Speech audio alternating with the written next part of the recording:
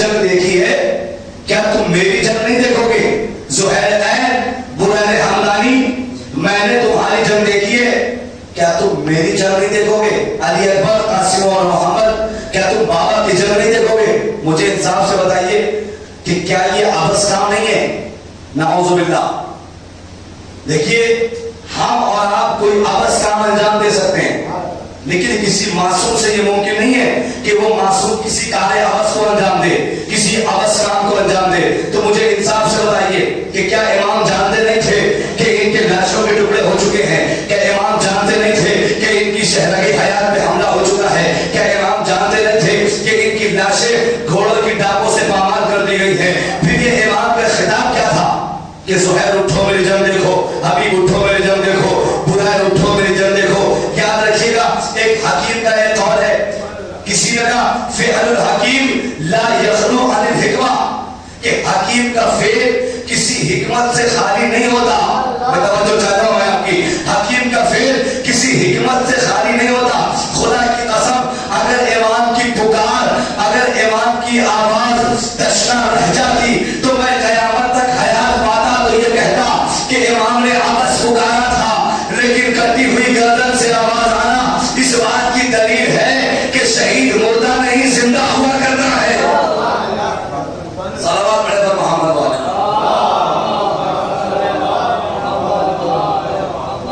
کٹی ہوئی گردن سے آواز آنا اس بات کی دلیل ہے کہ شہید مردہ نہیں بلکہ زندہ ہوا کرتا ہے۔ زہیر اٹھو میری جنگ دیکھو، حبیب اٹھو میری جنگ دیکھو۔ امام لوگوں کے دلوں میں کربلا قائم کرنا چاہ رہے تھے، امام بتانا چاہتے ہیں۔ اچھا ایک جملہ اور عرض کر دوں، امام حسین نے کربلا میں بتایا کہ موت کا مفہوم کیا ہے، موت کا ذائقہ کیا ہے۔ جناب قاسم نے بتایا کہ موت کا ذائقہ کیا ہے، موت کے جو اثرات پائے جاتے ہیں وہ کس طرح سے اپنے قبضے میں لیے جاتے ہیں، یہ حسین نے بتایا۔ پیغمبر اسلام کی 63 برس کی زندگی ہے، پیغمبر اسلام اس کائنات سے جانے والے ہیں۔ لوگوں نے کہا یا رسول اللہ موت کی کیفیت کیا ہوتی ہے؟ کہا موت کی کیفیت یہ ہے، پیغمبر نے موت کی کیفیت بتائی لیکن موت کا ذائقہ نہیں بتایا۔ مولا کائنات سے پوچھنے والوں نے جنگ صفین میں کہا مولا یہ نیزوں پہ نیزے آ رہے ہیں، یہ تلواروں پہ تلواریں چل رہی ہیں اور آپ ایسے عالم میں عبادت کر رہے ہیں، نماز پڑھ رہے ہیں۔ مولا نے عجیب جملہ ارشاد فرمایا، مولا کہتے ہیں کہ ہم اسی کے لیے تو جنگ کر رہے ہیں، چاہے موت ہم پہ آ پڑے یا ہم موت پہ جا پڑے، کوئی پرواہ نہیں ہے۔ امام حسن سے کہنے والوں نے کہا مولا وہ فقیر شام آپ کا اتنا بڑا دشمن بنا بیٹھا ہوا ہے اور آپ ایسے عالم میں آ بھی رہے ہیں جا بھی رہے ہیں، کیا آپ کو موت سے ڈر نہیں لگتا؟ امام نے وہی جملہ ارشاد فرمایا کہ ہم خدا والے موت سے ڈرا نہیں کرتے، چاہے موت ہم پہ آ پڑے یا ہم موت پہ جا پڑے۔ اب ایک واقعہ ہے کربلا سے آنے سے پہلے کا، جناب علی اکبر نے سوال کیا بابا کہ ہم حق پر نہیں ہیں؟ کہ بیٹا اگر ہم حق پر نہیں ہوں گے تو کون ہوگا؟ کہ بابا اگر ہم حق پر ہیں تو چاہے موت ہم پہ آ پڑے یا ہم موت پہ جا پڑے کوئی پرواہ نہیں ہے۔ اب پوری کائنات میں یہ بات مشہور ہے کہ جناب قاسم نے اپنی 13 برس کی عمر میں موت کا ذائقہ بتایا۔ یا بنیا کیف عندک الموت، میرے لال تمہارے نزدیک موت کیسی ہے؟ قال الموت عندی احلی من العسل، چچا موت میرے نزدیک شہد سے زیادہ شیریں ہے۔ تو مجھے انصاف سے بتائیے پیغمبر نے موت کی کیفیت بتائی لیکن موت کا ذائقہ نہیں بتایا، امام علی نے موت کی کیفیت بتائی لیکن موت کا ذائقہ نہیں بتایا، امام حسن نے موت کی کیفیت بتائی لیکن موت کا ذائقہ نہیں بتایا۔ حتیٰ کہ گزارش کر رہا ہوں جناب قاسم نے یہ تو کہا کہ موت شہد سے زیادہ شیریں ہے لیکن ذائقہ نہیں بتایا۔ اب ضرورت تھی کربلا میں کسی علی اصغر کی کہ جب تین بھاگ کا تیر گلے پر لگے تو وہ روئے نہیں بلکہ مسکرا کے بتائے کہ موت جب حق پہ آتی ہے ذائقہ میٹھا ہوتا ہے۔ صلوات پڑھے پر محمد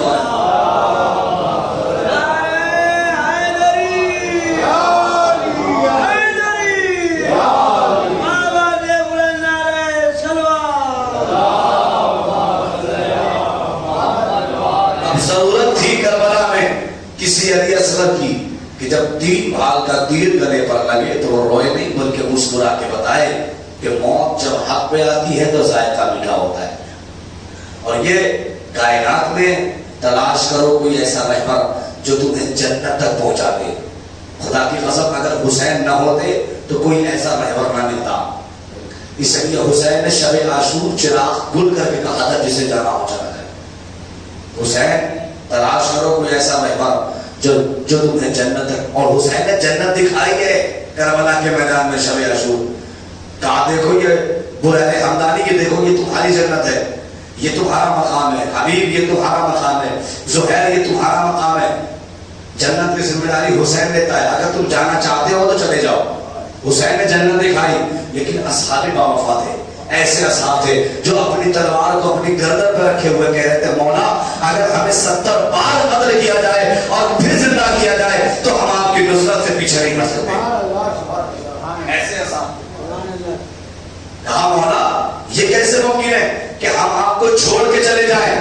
مولا نے بتایا کربلا کے میدان میں حسین نے پیغام دیا تلاش کرو کوئی ایسا رہبر. اس حسین کی عظمت کیا ہے؟ امام حسین کی میں ایک جملہ عرض کر دوں. مکہ ہے 8 ذی الحجہ ہے. حسین نے حج کو عمرے سے تبدیل کیا. لوگوں نے سمجھا کہ حسین کس ڈر سے جا رہے ہیں، کس خوف سے جا رہے ہیں. اللہ نے اپنی مشیت کو دیکھا. حسین اللہ کی مشیت کا نام ہے. عباس حسین کی مشیت کا نام ہے. گئے خانہ کعبہ کی چھت پر، کوئی لفظ نہیں کوئی جملہ نہیں. حسین عباس سمجھ گئے کہ آقا کہنا کیا چاہتے ہیں، آقا بولنا کیا چاہتے ہیں. گئے خانہ کعبہ کی چھت پر. کعبے کی چھت پر کیا اپنے بابا کی جاگیر پہ کھڑے ہوئے. کعبے کی چھت پر نہیں، اپنے بابا کے جاگیر کی چھت پہ کھڑے ہوئے. 2 اشارہ کیا، ایک حسین کی طرف ایک اللہ کے گھر کی طرف، اور ایک جملہ کہا الحمدللہ الذی شرف ھذا بقدوم ابی ہے. تمام تعریف اس اللہ کے لیے کہ جس نے کعبے کو حسین کے بابا کی وجہ سے عظمت بخشی. کانا بالامس سے بیتن اصبح قبلہ، کہ جو کل تک گھر تھا علی کے آنے سے قبلہ ہو گیا. توجہ فرمایا. واقعہ کر کو بتا رہے مولا عباس 13 رجب 37 عام الفیل 37 عام الفیل کو مولا کائنات کی ولادت ہوئی. دنیا یہ سمجھ رہی تھی کہ یہ واقعہ اسی دن سے شروع ہوا، جبکہ واقعہ شروع ہوا ہے 17 ربیع الاول سے. جب اللہ کا رسول حبیب ابو طالب کے گھر میں پیدا ہوا تو ابو طالب نے بچے کا نام محمد رکھا. کیوں رکھا؟ آج سے پہلے تو کسی نے محمد نام رکھا ہی نہیں تھا، تو ابو طالب نے کیسے رکھ دیا؟ لکھا ہے حدیث قدسی میں، توجہ، کہ اللہ نہیں چاہتا تھا کہ اس عظمت جناب ابو طالب دیکھیے گا، اللہ نہیں چاہتا تھا کہ اس کے رسول سے پہلے کسی کا نام محمد رکھا جائے. اس لیے اس نے اپنے علم کے حجابات کو چھپا کے نام محمد کو رکھا تھا، تاکہ کسی کی نظر نہ پڑے، نہ آدم کی نظر پڑے، نہ نوح کی نظر پڑے، نہ ابراہیم کی نظر پڑے. لاکھوں کروڑوں سلام ہو حضرت ابو طالب کی عظمت پر کہ جس نام کو کسی نبی نے نہ دیکھا وہ نام ابو طالب نے دیکھ لیا تھا. سارا بڑے بڑے محمد والے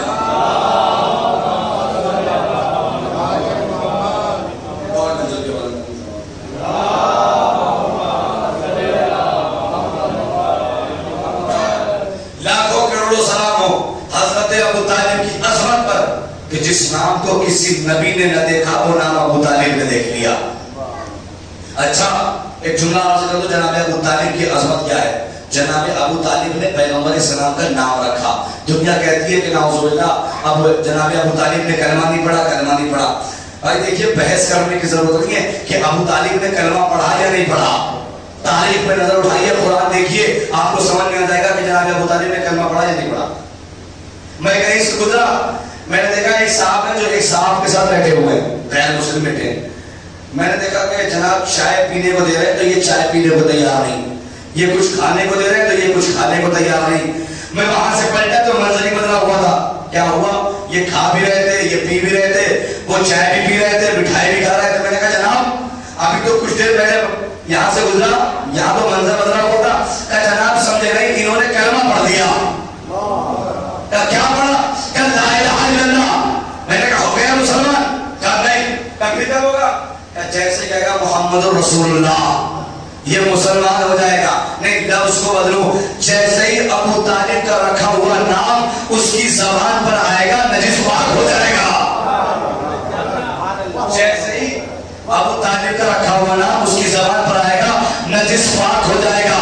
لاکھوں کروڑوں سلام ہو حضرت ابو طالب کی عظمت پر کہ 1400 سال کے بعد بھی ابو طالب کے رکھے ہوئے نام میں اتنا اثر ہے کہ وہ نجس کو پاک کر دیتا ہے. سوچو وہ ابو طالب کتنا پاک ہوگا جس نے نام لیا نہیں نام رکھا ہے. صلوات پڑھے بر محمد.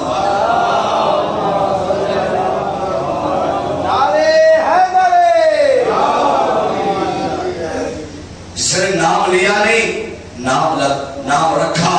دیکھیے امام حسین کی عظمت کیا ہے. مولا عباس خانہ کعبہ کی چھت پر ہے. مولا عباس کیا کہتے ہیں؟ ایھا الکفارۃ الفجرہ. ایک کتاب لکھی ہے ایران سے, اس کا نام ہے خطیب کعبہ. اس کے رائٹر کا نام ہے انیس روان. خطیب کعبہ کے نام سے مولا عباس کا اس میں یہ خطبہ ہے. میں پورا خطبہ نہیں پڑھوں گا اس لیے ہمارے وقت میں گنجائش نہیں ہے. میں صرف خطبے کا وہ جز کہ جو امپورٹنٹ ہے وہ میں آپ کے سامنے بیان کر دوں جس میں امام حسین کی عظمت بیان کی گئی ہے. مولا عباس خانہ کعبہ کی چھت پر ہے اور ایک جملہ کا آستینوں کے اندر خنجر کو چھپائے ہوئے تھے. امام حسین نے اس لیے حج کو عمرے سے تبدیل کیا تھا تاکہ یہاں پر خون خرابہ نہ ہو, اور امام حسین نے کربلا کا رخ کر لیا تھا. مولا عباس خانہ کعبہ کی چھت پر گئے اور کیا کہا؟ ایھا الکفارۃ الفجرہ. اے کافروں, اے فاجروں. توجہ نہیں کیا آپ نے؟ یہ احرام باندھے ہوئے تھے جو حج کرنے کے لیے آئے ہوئے تھے, جو خانہ خدا میں مشغول تھے, یہ اللہ کی عبادت کرنے کے لیے آئے ہوئے تھے. مولا کیا فرما رہے ہیں؟ اے کافروں, اے فاجروں. مولا یہ تو احرام باندھے ہوئے, یہ حج کرنے کے لیے آئے ہوئے, یہ خانہ خدا میں مشغول ہیں, یہ تو حج کرنے کے لیے آئے ہوئے, آپ انہیں کافر کیوں کہہ رہے ہیں؟ مولا عباس نے پیغام دیا ہے, لاکھ حاجی ہو, لاکھ نمازی ہو, اگر حسین کے دشمن ہیں تو کافر ہیں. صلوات پڑھے بر محمد وعلى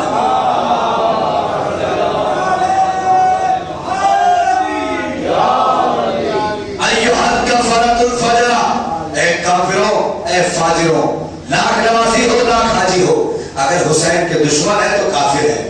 اس کے بعد مولا عباس عجب فصاحت کا جملہ ارشاد فرماتے ہیں. مولا کہتے ہیں اتصدون طریق البیت علی امام البررہ. کیا تمہاری ہمت ہے کہ تم کعبے کے راستے کو حسین میں بند کر دو؟ فصاحت دیکھیے جناب عباس کی. اتصدون طریق البیت علی امام البررہ. کیا تمہاری ہمت ہے کہ تم کعبے کے راستے کو حسین میں بند کر دو؟ تم یہ مت سمجھو کہ حسین ڈر کے جا رہے ہیں, حسین خوف کر کے جا رہے ہیں. لولا حکم اللہ العلیٰ, اگر اللہ کی بلند حکمت نہ ہوتی اور مومنوں کے امتحان اور خطرے میں پڑنے کا خوف نہ ہوتا. جملہ سنیے گا مولا عباس کا, یہ میرا جملہ نہیں ہے, مولا عباس کا جملہ ہے. لولا حکم اللہ العلیٰ, اگر اللہ کی بلند حکمت نہ ہوتی اور مومنوں کے امتحان میں پڑنے کا خوف نہ ہوتا, لطارت بیت الیہ قبل ان یمشی الیہ, تو حسین کو کعبہ آنے کی ضرورت نہیں تھی, کعبہ چل کے حسین کے قدموں میں چلا جاتا. صلوات پڑھے بر محمد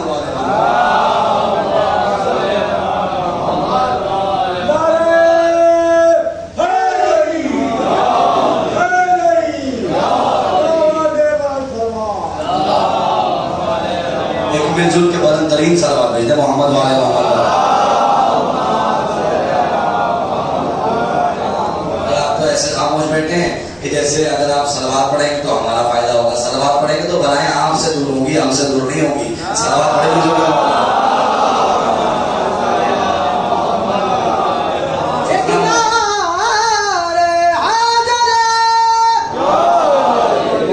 صلوات پڑھنے سے بلائیں دور ہوتی ہیں, مصیبتیں دور ہوتی ہیں, بیماریاں دور ہوتی ہیں. تو جب آپ فرشیدہ باہر تو ہم سلوات بھیجتے نہیں ہیں سڑک پہ چلتے ہوئے, فرشیدہ پہ آ کے ہم سلوات بھیج دیتے ہیں. تو یہاں پہ آیا کریں تو بہت ساری مصیبتیں, بیماریاں جو آپ کے وجود میں پائی جاتی ہیں وہ دور ہو جاتی ہے سلوات پڑھنے سے. اس لیے کہ اس میں آل محمد کا تذکرہ ہے. سلوات پڑھے مل جل کے محمد والے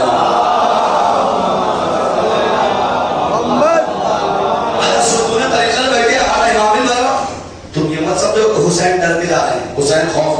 اگر اللہ کی بلند حکمت نہ ہوتی اور مومنوں کی امتحان اور خطرے میں پڑنے کا خوف نہ ہوتا تو حسین کو کعبہ آنے کی ضرورت نہیں تھی, کعبہ چل کے حسین کے قدموں میں چلا آتا. اور مولانا ایک عجیب جملہ ہے جان فرمایا ہیہات انظروا فانظروا ممن شارب الخمر وممن صاحب الحوض والکوثر. کہا دیکھو تو صحیح، غور تو کرو، کس کو کس کے مقابلے میں لے کر آتے ہو. کہاں یزید، کہاں حسین، کہاں شراب پینے والا یزید، کہاں کوثر پلانے والا حسین. کہاں وہ کہ جس کے گھر میں نجاستیں اتری، کہاں وہ کہ جس کے گھر میں قرآن کی آیتیں اتری. اس کے بعد مولا کہتے ہیں کہ تم وہی غلطی دہرا رہے ہو، انتم فی الغلطی التی وقعت فیہا قریش، تم وہی غلطی دہرا رہے ہو جو تم سے پہلے قریش نے دہرائی تھی. کیا غلطی کی تھی؟ انہوں نے اپنے نبی کے قتل کا ارادہ کر لیا تھا. جملہ سنیے گا، انہوں نے اپنے نبی کے قتل کا ارادہ کر لیا تھا، حالانکہ وہ بھول گئے تھے کہ نبی کبھی اکیلا نہیں رہتا، ساتھ میں علی بھی رہتا ہے. تم یہی غلطی کر رہے ہو، تم حسین کے قتل کا ارادہ کرنے کے لیے آ گئے ہو، حالانکہ تم بھول گئے ہو کہ حسین اکیلا نہیں ہے، ساتھ میں عباس بھی رہتا ہے. صلوات پڑھے پر محمد والے. تم وہی غلطی دہرا رہے ہو جو تم سے پہلے قریش نے کی تھی، انہوں نے اپنے نبی کے قتل کا ارادہ کر لیا تھا. تم یہ مت سمجھو کہ حسین اکیلے ہیں، حسین ڈر کے جا رہے ہیں، ساتھ میں عباس موجود ہے. میں آپ کو بتاؤں ایک سفر مدینے سے مکے کا ہے اور ایک سفر مکہ سے کربلا کا ہے. مکہ سے کربلا آپ کو لے جاؤں پھر انشاءاللہ پھر وہیں سے آپ کے ربط مسائل تاکہ موضوع سے بھی میں مرتبط ہو جاؤں. کربلا ہے، میدان کربلا سجا ہوا ہے، لوگ لاشوں کے اوپر پیر رکھ کے بھاگ رہے ہیں. فوج رشیہ میں ایک غل بچا ہوا ہے. جناب عباس خیمے سے باہر نکلے، ہاتھ میں نیزہ ہے. نیزہ اس طریقے سے مولا عباس چلا رہے کہ لوگ ایک دوسرے کے اوپر میمنہ میسرے پہ گر رہا ہے، میسرہ میمنے پہ گر رہا ہے، لوگ قلب لشکر پہ گر رہے ہیں، لوگ لاشوں کے اوپر پیر رکھ کے بھاگ رہے ہیں. ہر کسی کی زبان پر ایک ہی جملہ ہے، علی کا بیٹا ہے، علی کا بیٹا ہے، علی کا بیٹا ہے. اسی درمیان لشکر شام میں ایک بہادر آیا ہوا تھا. دیکھیں میں تاریخ پڑھ رہا ہوں آپ کے سامنے. لشکر شام میں ایک بہادر آیا ہوا تھا جس کا نام مالک تھا. مالک باہر نکلا، اس نے شیو سے جملہ کا شیو یہ تجھے کیا ہو گیا ہے؟ 32 سال کے جناب عباس، یہ شیو یہ تجھے کیا ہو گیا ہے؟ یہ جوان تجھ سے سامان لیا تھا. شیو نے کہتا میں پیچھے ہٹ جاتا ہوں، تو سنبھال لے. میں پیچھے ہٹ جاتا ہوں، تو سنبھال لے. مالک سامنے آیا، 3 جملے کہے مولا عباس سے. پہلا جملہ، میں تجھے اس کاٹنے والی تلوار سے ڈرا رہا ہوں. توجہ نہیں کیا آپ نے. مالک علی کے بیٹے سے کہہ رہا ہے کہ میں تجھے اس کاٹنے والی تلوار سے ڈر رہا ہوں، میری اطاعت میں آ جا. میں کسی پر اتنا رحم نہیں کرتا، تیری کمسینی پر رحم آ رہا ہے.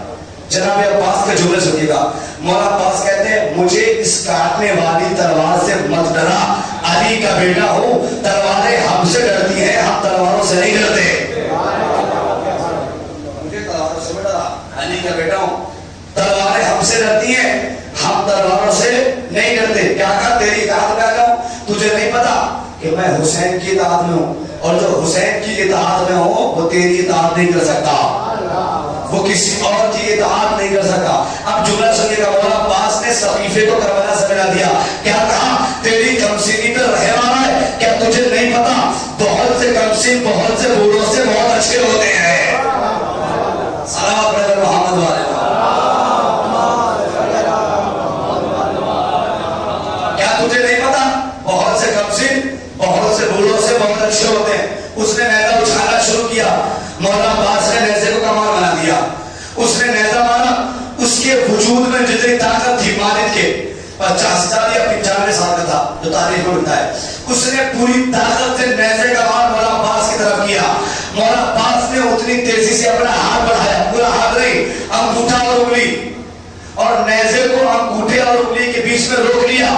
نیزے کو انگوٹھے اور انگلی کے بیچ میں وہی روک سکتا ہے کہ جس کے باپ نے جو انگلی سے درے خیبر کو اٹھایا ہو. صلوات پڑھے ہوئے محمد والے. اس نے نیزہ اٹھانا شروع کیا. مولا عباس نے نیزے کو کمان بنا دیا. بس آخری جملہ پھر انشاءاللہ یہی سے ربط مسائل.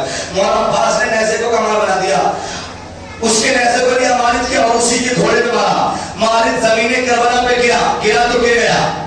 مالک کے پیچھے غلام تھا جس کے پاس ایک گھوڑا تھا جس کا نام تاریخ نے تابیہ لکھا ہے، تے الف واو یہ ہے تابیہ۔ اس نے سوچا کہ مالک کو اپنے گھوڑے میں سوار کر لے۔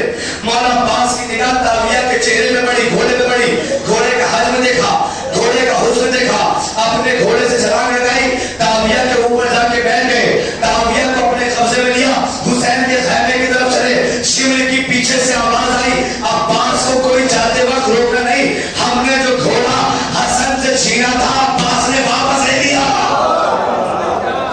نہیں توجہ کیا ہم نے، ہم نے جو گھوڑا حسن سے چھینا تھا عباس نے واپس لے لیا۔ اس کا مطلب یہ ہوا کہ خاندان اہل بیت کی ایک اور رسم سمجھ میں آ گئی کہ اگر کسی کا کچھ چھین جاتا ہے تو وارث آ کے واپس لیتا ہے۔ حسن سے تابیہ چھینا، عباس نے واپس لے لیا، فاطمہ سے فدق چھینا، آخر امام آگے لے دے گا۔ سلام پڑھے اور محمد والے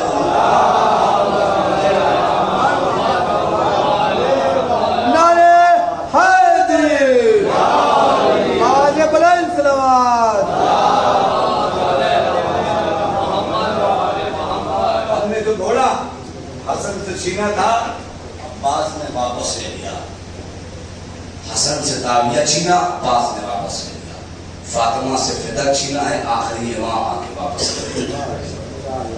اللہ کہہ رہا ہے کہ تم یہ مت سمجھو کہ جو لوگ راہ خدا میں شہید ہو گئے تم انہیں مردہ گمان نہ کرنا، بلکہ وہ زندہ ہیں۔ اور حسین نے اس کی دلیل دی کربلا کے میدان میں، جب حسین کا سر شمر نے کاٹا نا، سید سجاد نے خیمے کا پردہ ہٹایا اور ایک جملہ کہا، السلام علیکم یا ابا عبداللہ، السلام علیکم یا ابن رسول اللہ، السلام علیکم یا جناب زینب نے کہا بیٹا تم کسے سلام کر رہے ہو؟ کہا پھوپھی اماں کو دیکھیے نیزے پہ بابا کا سر ہے۔ اللہ اکبر۔ وہ حسین کہ جو کبھی علی اکبر کے جنازے پر آیا، کبھی علو محمد کے جنازے پر آیا، اس حسین کے جنازے پہ کوئی بھی نہ آیا۔ ایک بہن تھی کرتی تو کیا کرتی، ایک بیٹا سید سجاد تھا کہ جس کے ہاتھوں میں ہتکڑی تھی، پیروں میں بیڑی تھی، گلے میں توق خار تھا۔ کل تک 10 محرم تک زینب کے ساتھ حسین تھے، عباس تھے۔ جب 11 محرم آئی ہے تو زینب قافلے کی سپہ سالار تھی۔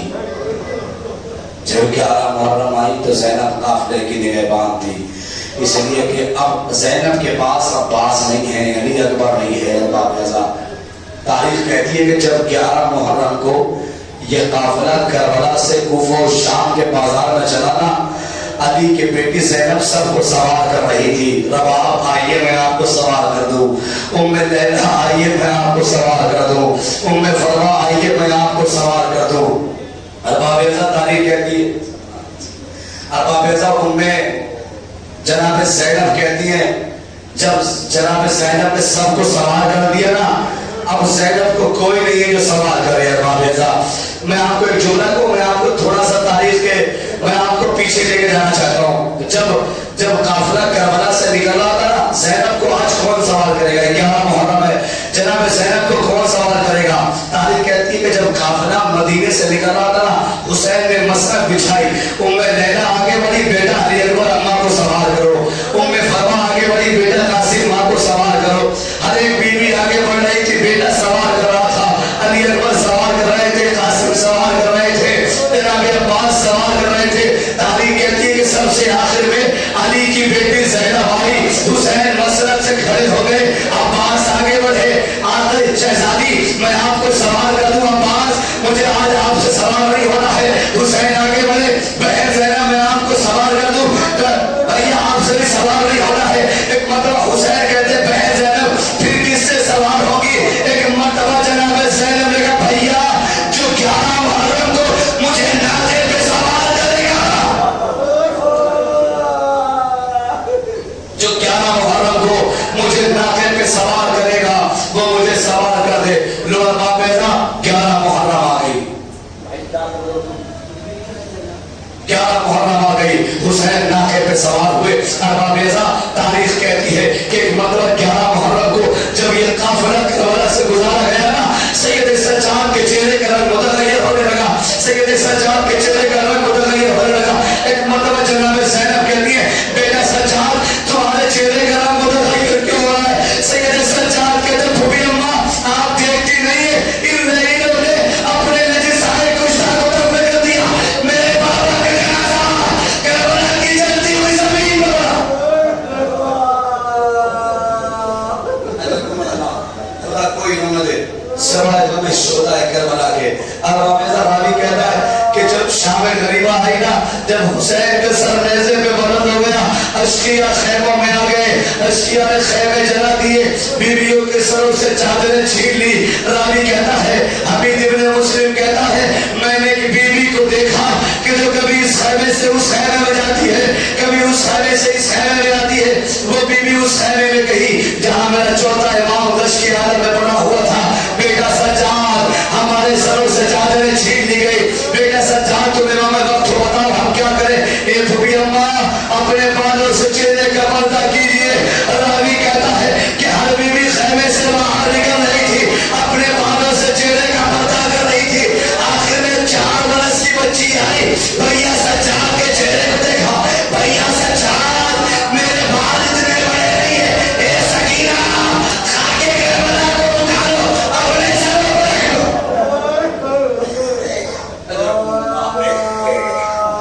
ए बहन सकीना खाके करबला को उठा लो, अपने चेहरे पर रख लो। रावी कहता है 12 मुहर्रम आ गई, बनी असद के कुछ लोग आए, चाहा कि हुसैन के जनाजे को दफन कर दे, इसलिए कि हुसैन ने वसीयत की थी कि तुम आना और हमारे लाशों को दफन कर देना। बनी असद की औरतों से वसीयत की थी कि तुम आना हमारे लाशों को दफन कर देना।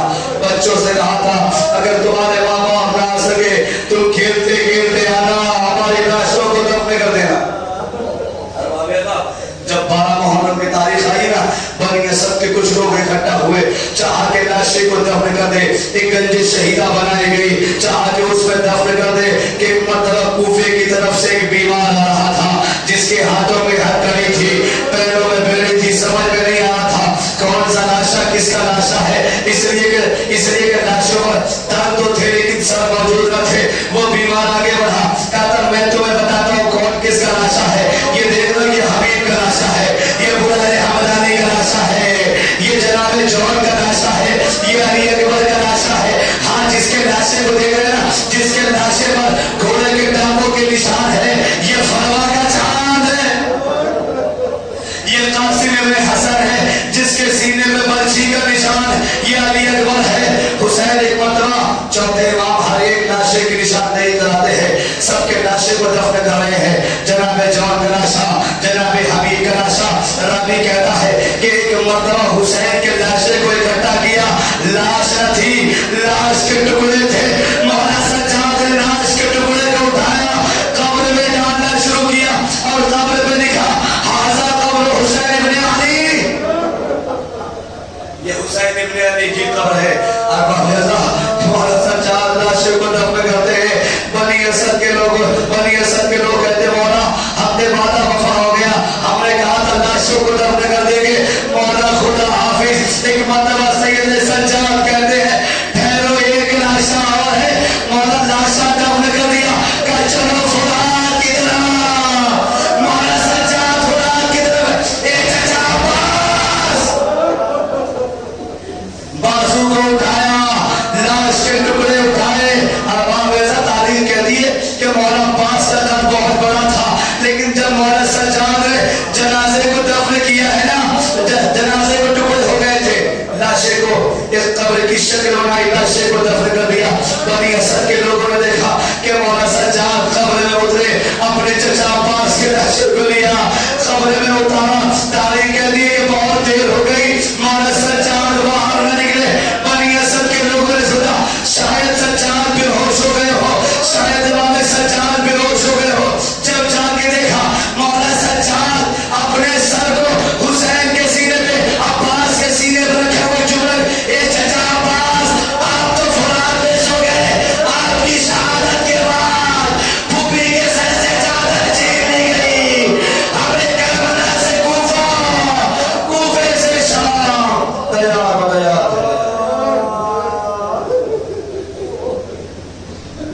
سيعلم الذين ظلموا أي منقلب ينقلبون إنا لله وإنا إليه راجعون بزن بقضائه وتسليما بأمره.